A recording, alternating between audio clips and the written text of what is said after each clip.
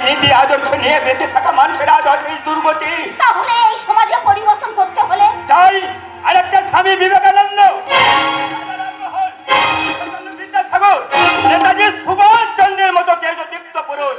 কিন্তু এই বিকলাঙ্গ শিক্ষা ব্যবস্থায় তেমন পুরুষ আমি পাবো কোথায়? তাই বলে আমার ছেলে বিরাদর্শে জেদ খাটবে? এমনি ভাবেই তো সারা দেশ জুড়ে আজ বিচারের বাণী নীরবে নিভৃতে কোজে চলেছে রমলা।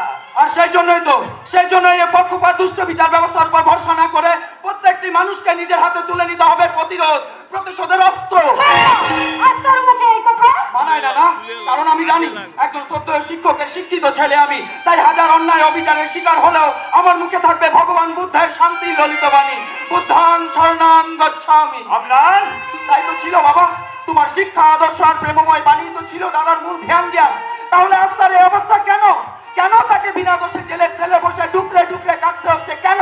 হয়তো জীবনে চলার পথে কোনো ভুল। না, সে আর যাই করুক আমার দেবতুল্য দাদা সেটা করতে পারে না। তুই কি তোর দাদার সঙ্গে দেখা করতে গিয়েছিলিস সম্রাট? গিয়েছিলাম মা, গিয়েছিলাম, দেখা হয়নি, কারণ অস্ত্রের আইনে আটক কোনো আসামির সঙ্গে তার বাড়ির লোকজনদের দেখা করতে দেয় না মা। কোনোভাবে কি সে মুক্তি পাবে না বাবা? জানি না মা, আমি জানি না, শুধু এইটুকুনি জানি যে কোনো প্রকারে ওই চক্রান্তের মূল নায়ককে খুঁজে বের করে তার বুকে রক্ত দিয়ে করবো দাদার কলঙ্ক মোচন। না আমরা না, ওরে আইনকে নিজের হাতে তুলে নিয়ে তুই তোর শিক্ষাকে অমর্যাদা করিস না বাবা। আবার সেই শিক্ষা শিক্ষা শিক্ষা, কি মূল্য আছে বাবা এই শিক্ষার?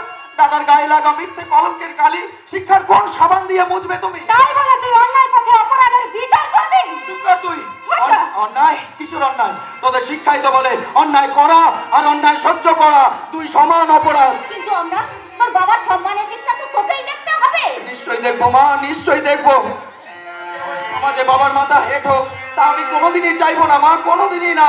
তুই যে উকিল পীরেশ বাবুর সঙ্গে দেখা করেছিলিস, কি বলেছেন তিনি? আমার অনির্বাণ ছাড়া পাবে তো? না বাবা, তিনি কোনো আশার আলো দেখাতে পারেননি, তবে বলেছেন মাস্টার মশাই সম্মান বাঁচাতে তিনি জীবনপণ লড়াই করবেন। মাস্টার মশাই বাবা, যারা আপন মস্তক কলঙ্কের কালিতে কালিমা লিপ্ত নাকি আবার সম্মানীয় মাস্টার মশাই।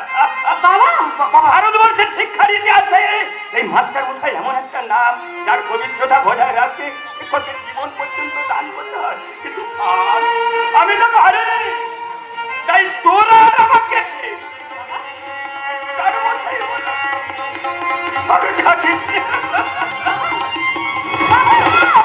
তুমি শুনে যাও, তুমি শুনে যাও। শোকে দুঃখে মানুষটা বোধহয় পাগল হয়ে যাবে। তাই তোরা কি করবো মা, কি করবো? শয়তানের ষড়যন্ত্রের জালে দাদা এমন ভাবে আসতে পিছতে বাধা পড়েছে।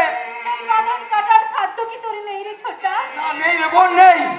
কারণ তোরাই একদিন বলবি শিক্ষার গরমে গরিয়ান হয়ে বাবার মর্যাদা রক্ষা করতে, আর অন্যদিকে বলবি যে কোনো উপায়ে দাদাকে মুক্ত করতে।